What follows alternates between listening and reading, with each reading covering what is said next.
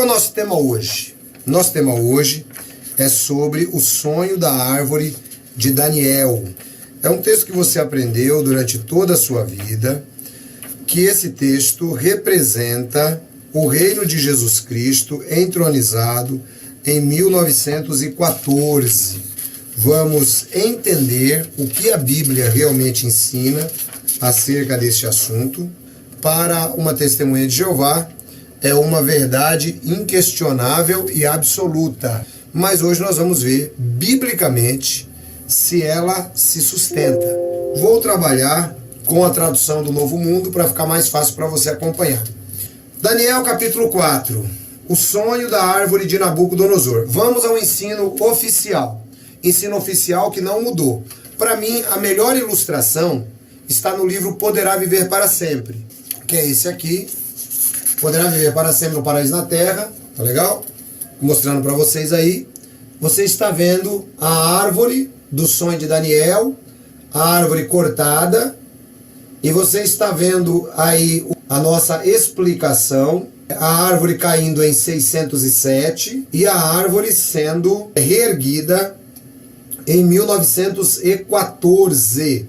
Esse sonho de Daniel é explicado pela torre de vigia como sendo o estabelecimento do reino de Deus em 1914. Se você não conhece ainda este assunto, eu lhe recomendo que pesquise, que o assunto é atual, é moderno, é um assunto que está em voga com a torre de vigia. Essa informação, ela é uma informação que não foi mudada, então eu posso usar o livro Poderá Viver para Sempre tranquilamente. A informação que está no livro é usada. Quando o governo de Deus começa o seu domínio? A citação do texto bíblico, Daniel capítulo 4, versículos de 10 a 37. Nós não vamos ler todo o texto, porque demandará tempo. Então vamos explicando, mas você pode ler o texto depois. E você vai perceber uma particularidade, por que é do 10 ao 37. Eu vou te explicar também por que é do 10 ao 37. Onde então prediz a Bíblia o ano em que Cristo começa a dominar qual rei do governo de Deus? É nesse mesmo livro bíblico de Daniel. Daniel capítulo 4, versículo de 10 a 37. Veja, esta é uma afirmação feita aqui no ensino de que o reino de Deus, ele passa a governar a partir do entendimento de Daniel 4. E veja só a afirmação.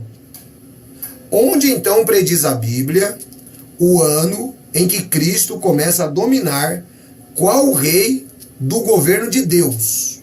É nesse mesmo livro bíblico de Daniel.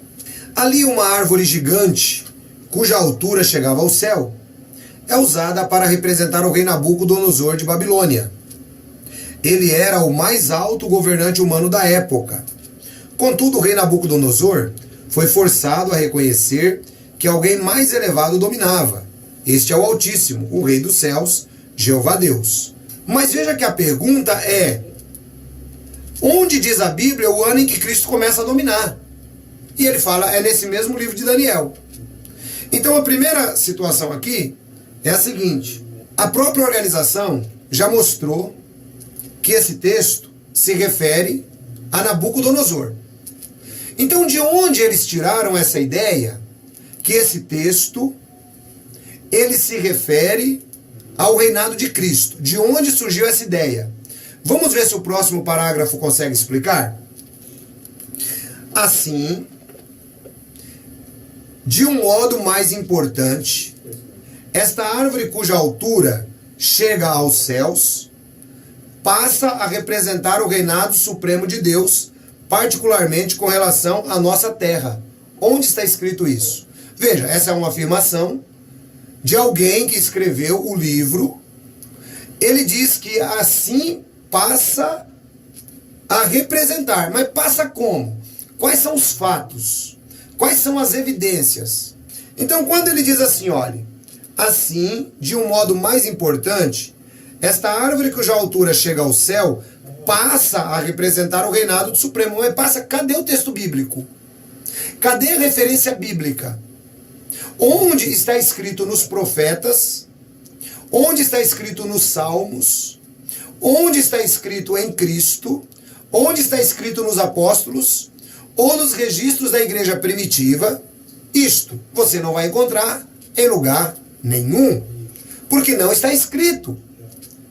Essa ideia é uma ideia que o corpo governante teve para tentar justificar a entronização de Jesus em 1914. Então precisa tentar construir um argumento bíblico. O argumento bíblico construído é esse. Então ele diz aqui que passa a representar. Então, primeiro ponto, não passa a representar nada. Não existe argumento bíblico. Passa a representar porque eles querem que represente. É mais ou menos assim. Frederico é uma ave da espécie calopsita. Todo mundo sabe disso. Eu levo o Frederico no veterinário. O veterinário fala, ó, Frederico é uma ave da espécie calopsita. Eu ando pela rua, todo mundo fala, ó, Frederico é uma ave da espécie calopsita. Aí um belo dia eu decido escrever para o meu amigo português. E aí eu escrevo assim, olha, o Frederico é uma calopsita. Eu levei no veterinário, está confirmado. Eu consultei alguns livros, está confirmado. O Frederico é uma calopsita. Mas a partir de agora, o Frederico passa a ser uma águia. Vai tornar o Frederico uma águia? Sim ou não? Não. Então esse argumento falacioso, assim de um modo mais importante, esta árvore cuja altura chega ao céu, passa a representar o reino do Supremo Deus. Quer dizer, o Frederico passa a ser uma águia, porque eu quero que ele seja. Você entendeu isso? Vamos continuar o argumento. Por algum tempo, o reinado de Jeová era expresso por meio do reino que ele estabelecera sobre a nação de Israel. Portanto, se dizia que os reis da tribo de Judá, que reinavam sobre os israelitas, sentavam-se no trono de Jeová. Aí nós temos a citação de 1 de Crônicas, capítulo 29, versículo 23, né? Que fala lá sobre os reis de Israel sentarem no trono de Jeová. Aí a pergunta que eu vou fazer é a seguinte: esse texto, onde que existe um argumento bíblico, que diz assim, olha, 1 Crônicas, capítulo 23, que cita que os reis se sentavam no trono de Jeová, tem alguma relação com o texto de Daniel, capítulo 4? Onde que está escrito isso? Em lugar nenhum. Então o que acontece? O texto de 1 Crônicas, 29 e 23, que eu vou ler aqui, é um texto pego aleatoriamente, e Salomão começou a sentar-se no trono de Jeová como rei em lugar de Davi, seu pai, para ser bem-sucedido, e todos os israelitas lhe obedeciam. Tá, e aí? Onde está a explicação que esse texto aqui tenha qualquer relação com o texto de Daniel? Onde está? Simplesmente aqui nós temos um texto descritivo. O reinado em Israel era um reinado teocrático. Então era o próprio Jeová quem governava através de um rei humano. É o que o texto está dizendo. Só. Mais nada. Então está aqui desmontado o primeiro argumento. O primeiro argumento não se sustenta. A árvore, de modo mais importante, representa o reino de Deus por causa de 1 Crônicas. Não se sustenta. Não existe relato nenhum na Bíblia que comprove isso. Aí continua o texto. Segundo o relato bíblico em Daniel, capítulo 4, a árvore cuja altura atingiu o céu foi cortada. Contudo, o toco foi poupado e foram colocadas nela bandas de ferro e de cobre. Isto impediria que o toco crescesse até que chegasse a época de Deus remover as bandas, permitindo-o crescer de novo. Mas como e quando foi cortado o reinado de Deus? Olha só. Agora você perceba que o argumento, depois de construído, porém já destruído agora, vai tentar se concentrar na data de 607. Então ele diz, no tempo devido, o reino de Judá que Jeová estabelecera se tornou tão corrupto que ele permitiu que Nabucodonosor destruísse ou cortasse em 607. E aí ele vai usar Ezequiel 21, 25 a 27, retira a coroa, não virá ser de ninguém até que venha aquele que tem o direito legal e a esse terei de dá-lo. Vai usar o texto de uma profecia messiânica do rebento de Davi, aplicando-se a Cristo, para tentar justificar a data de 1914. Como é que a gente faz para entender então que esse texto de Daniel não tem nada, mas nada Nada a ver com toda essa história. Bom, o próprio Daniel explica. É o que eu sempre digo, né? Quando a gente pega a Bíblia, a gente tem que aprender a ler a Bíblia pela Bíblia. Bíblia pela Bíblia. Então agora vamos à Bíblia pela Bíblia? Já mostrei o argumento da Torre de Vigia, onde se baseia, porém não se sustenta. Não existe relação alguma de que essa árvore tenha qualquer coisa a ver com 607, até porque a data não foi 607. Aliás, eu desafio qualquer um que me questiona a pesquisar a história universal e verificar a data da queda de Jerusalém. Lembrando que a data da queda de Jerusalém está amarrada com a data da queda de Babilônia. E lembrando que a Torre de Vigia sustenta que Babilônia caiu em 539, como toda a história universal. Mas a data da queda de Jerusalém, ela não pode aceitar, porque vai dar erro na data de 1914. Eu quero um argumento histórico da data da queda de Jerusalém em 607, porque não existe. Aliás, eu sugiro a você que está me assistindo que baixe o livro na internet chamado O Tempo dos Gentios Reconsiderados, de Carl Olof Johnson. Quem foi Carl Olof Johnson?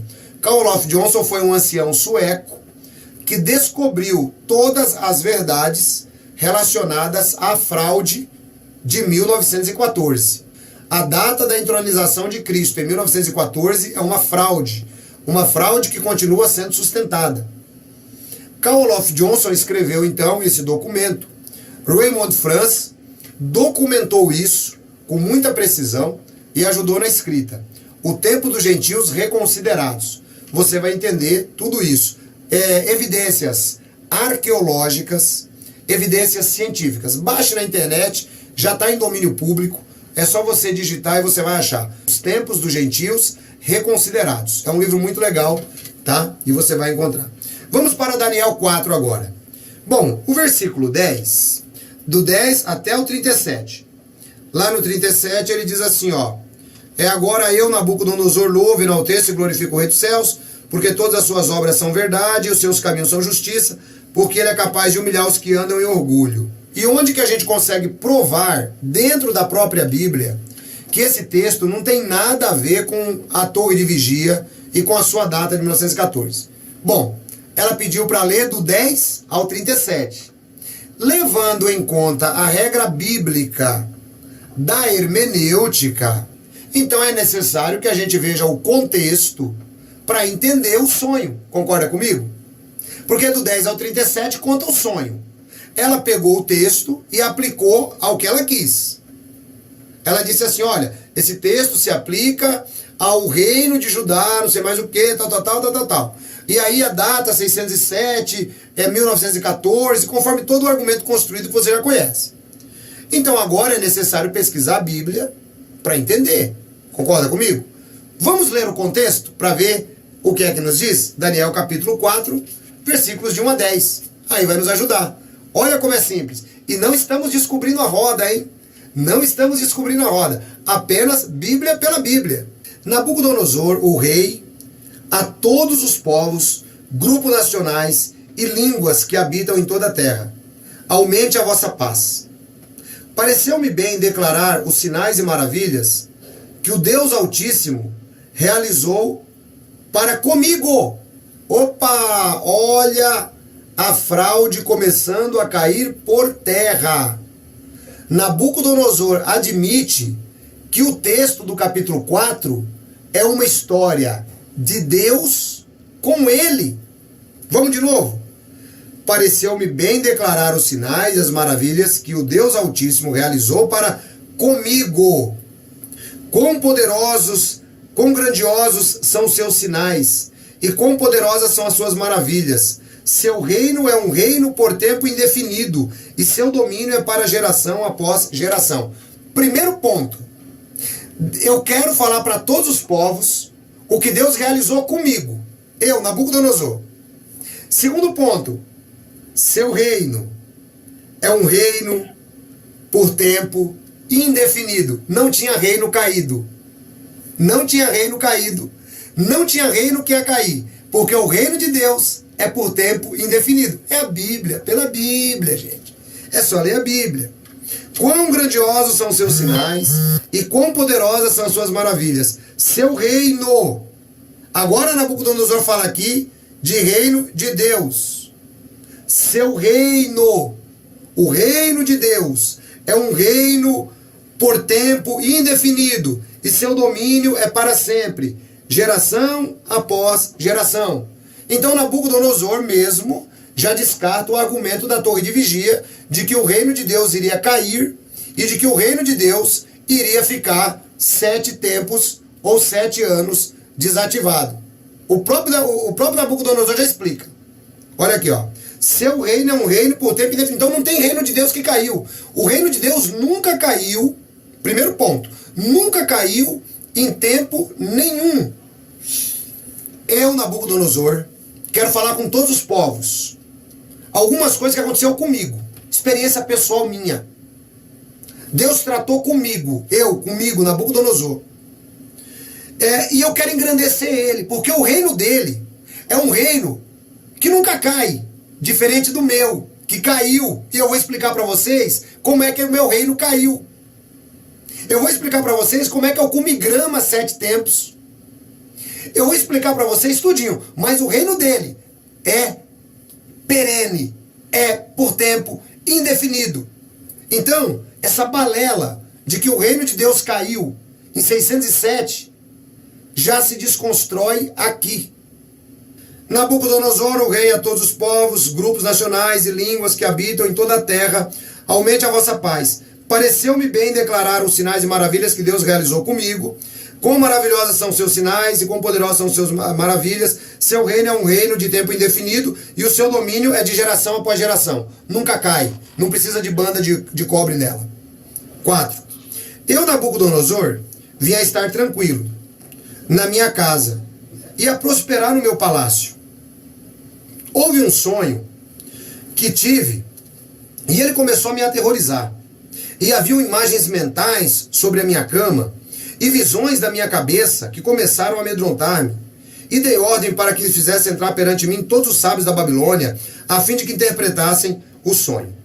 Naquele tempo entraram os sacerdotes, os conjuradores, os caldeus, os astrólogos, e eu relatava na frente deles qual tinha sido o sonho, mas não fizeram saber a sua interpretação.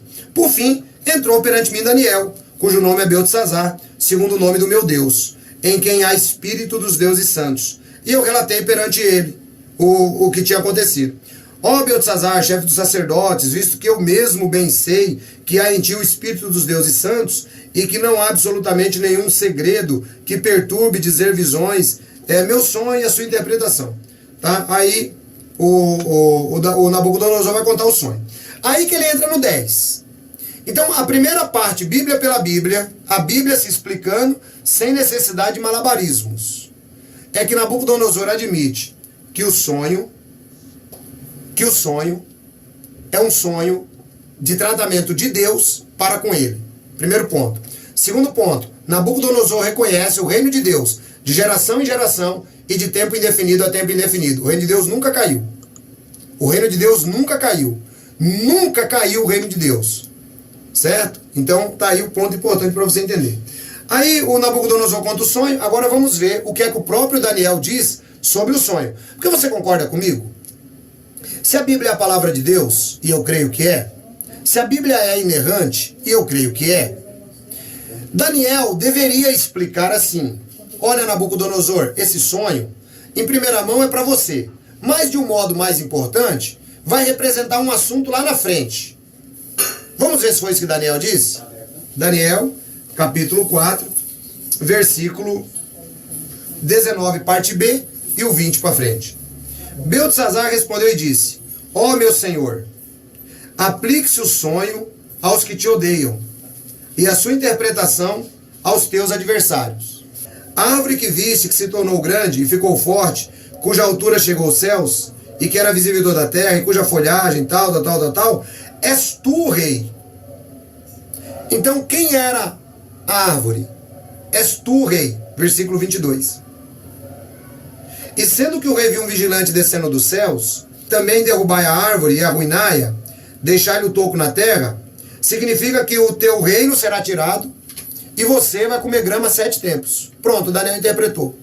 O texto nos mostra claramente que Nabucodonosor seria o personagem principal desse sonho, sem aplicação secundária.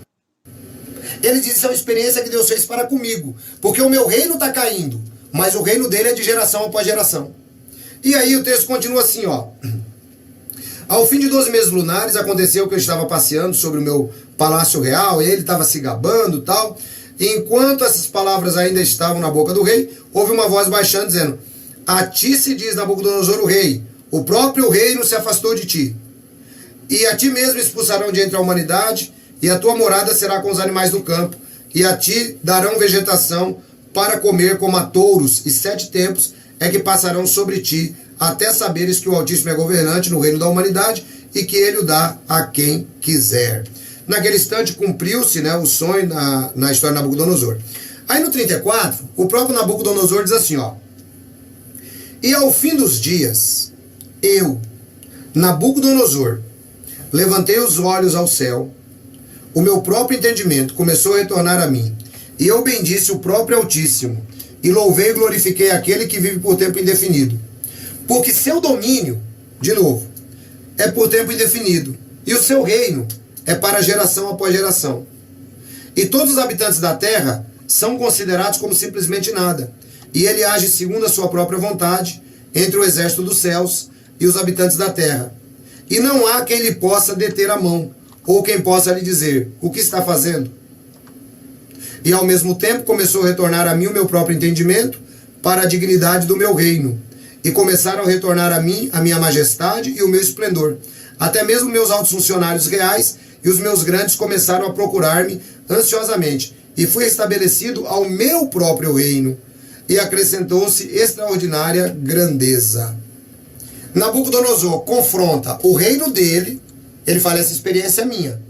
O meu reino caiu, mas o reino dele é de geração após geração, é de tempo indefinido, de tempo indefinido. E ele diz que a experiência é dele. Logo, nós não temos nenhuma aplicação desse texto, nenhuma aplicação desse texto, que esse sonho da árvore represente o reinado de Deus.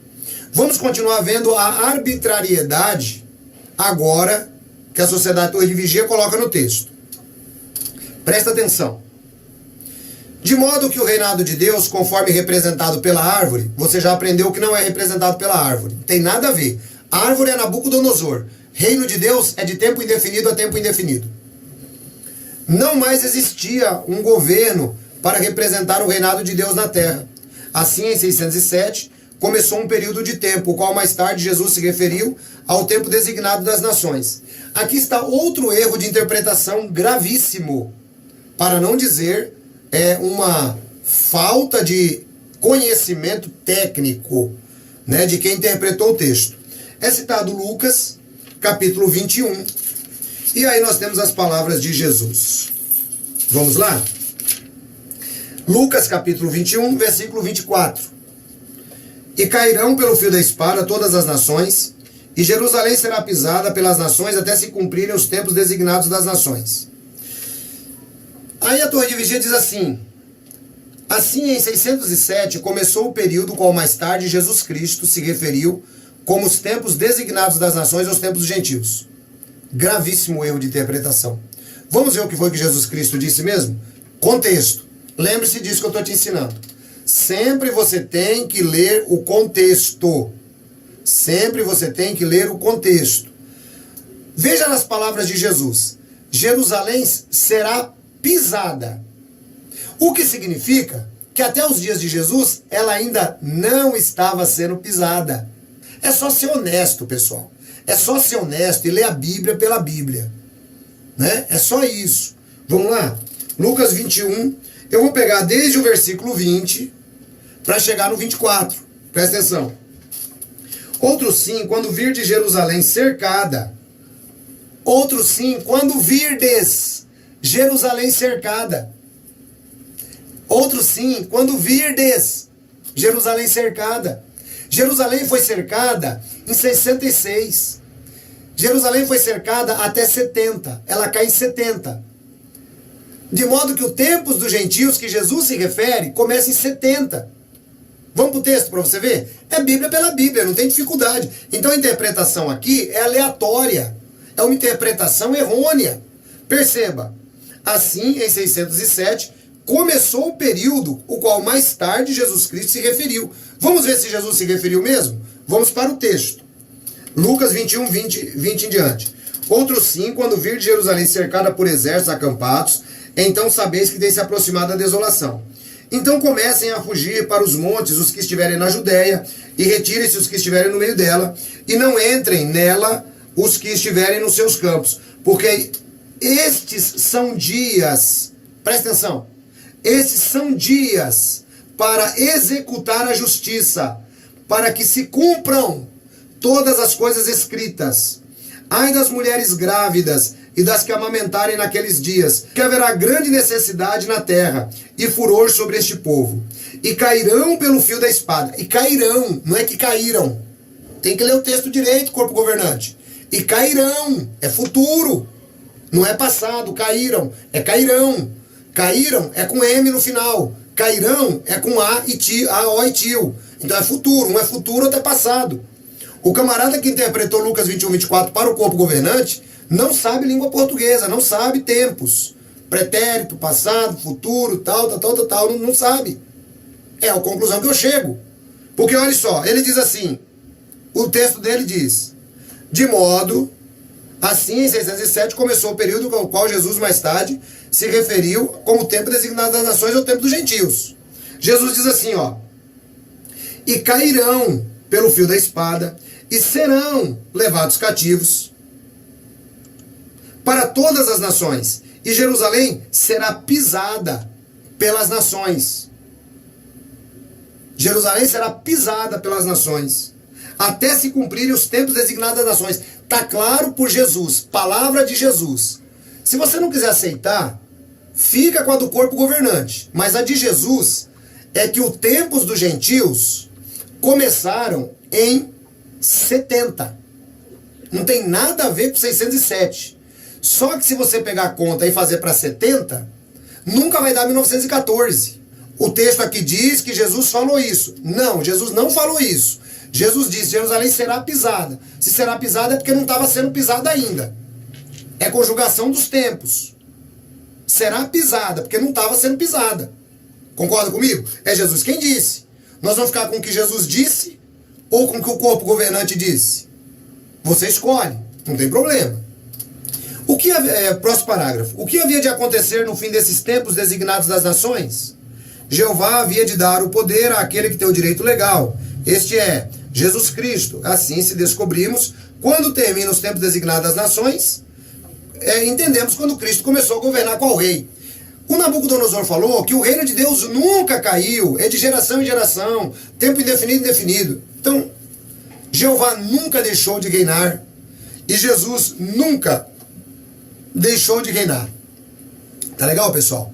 Vamos lá, vamos continuar. Aí entra no parágrafo 19. Segundo Daniel capítulo 4, 7 tempos seriam designados.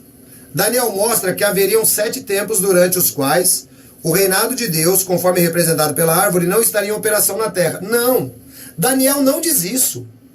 Daniel diz que quem vai ser sujeito aos 7 tempos é Nabucodonosor. E esses 7 tempos são apenas 7 anos. Só. 7 tempos, cada tempo era um ano. 7 tempos. Só. Daniel não diz isso. Perceba que o texto... Daniel diz. Daniel não disse isso. Daniel disse sobre Nabucodonosor. Estou acabando de mostrar para vocês. Mas qual a duração desses 7 tempos? Bom, vamos lá. Em Revelação, capítulo 12, versículos 6 e 14, verificamos que 1260 dias são iguais a um tempo, e tempos e metade de um tempo. Isso dá um total de 3 tempos e meio. Assim, um tempo seria igual a 360 dias. Portanto, 7 tempos seriam 7 vezes 360, ou 2.520 dias. Agora, se fizermos cada dia valer um ano, segundo uma regra bíblica, os 7 tempos equivalem a 2.520 anos. Nós não temos que fazer dia valer um ano segundo uma regra bíblica, porque não existe essa regra. Aí você diz, então leia Ezequiel 4:6, leia Números 14:34. Eu leio, já li e falo para você. Casos específicos. Deus tratou tempos como quis. Nesses dois casos, Deus disse que um dia valeria um ano. Nós não podemos fazer assim, porque senão, olha o absurdo. Olha só.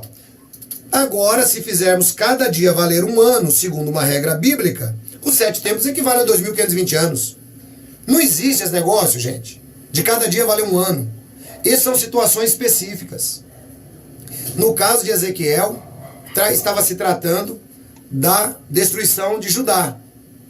No caso de Israel, Deus fez valer um ano a peregrinação no ermo, no deserto, como você queira chamar. Então não existe essa regra. Moisés diz, os nossos anos são 70 ou 80.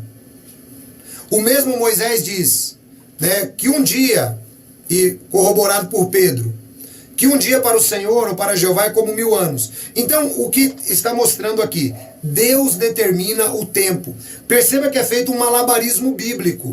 Pega-se um texto do Apocalipse, onde está considerando um assunto, e se traz esse mesmo texto para aplicar ao caso de Daniel.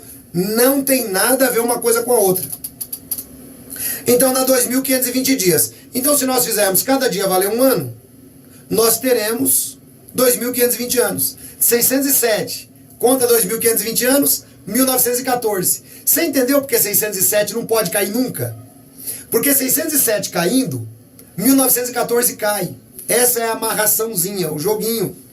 É por isso que a Torre de Vigia não pode admitir a história universal.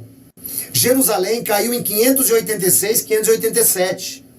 E aí, gente, o que é que a gente consegue agora concluir? O que nós conseguimos concluir? Vamos ver o que a Torre de Vigia concluiu do estudo dela, para depois eu colocar a nossa conclusão. Já aprendemos que os tempos designados das nações começaram no ano de 607. Isso é mentira. Os tempos designados das nações começaram em 70. Foi Jesus quem disse.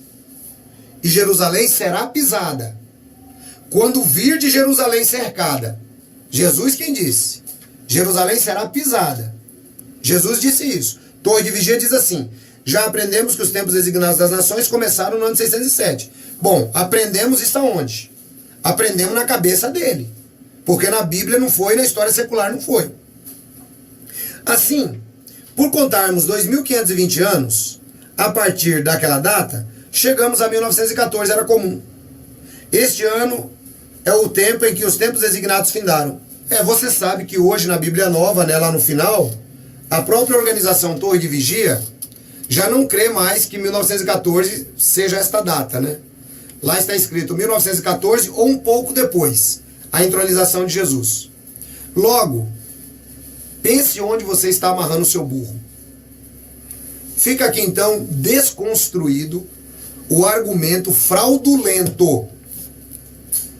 Fica aqui desconstruído o argumento fraudulento de que 607 é a data para a queda de Jerusalém. Certo? Fica desconstruído. Fica desconstruído o argumento de que Jesus começou a reinar em 1914.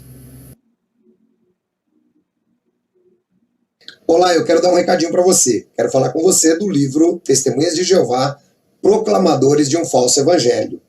Esse livro vai ajudar você em muito a deixar de lado todo o trauma que você absorveu durante o tempo que foi testemunha de Jeová. Aqui você vai acabar com todo aquele medo do Armagedon, aquele pânico, acreditando que saiu da religião verdadeira. Aqui você vai conhecer tudo. Lembre-se da frase de Jesus: conhecereis a verdade e ela vos libertará. É incrível o testemunho de irmãos que têm dito: puxa, ancião, e como eu tenho me libertado, estou tão mais leve. Você também merece isso. Acabaram-se os traumas.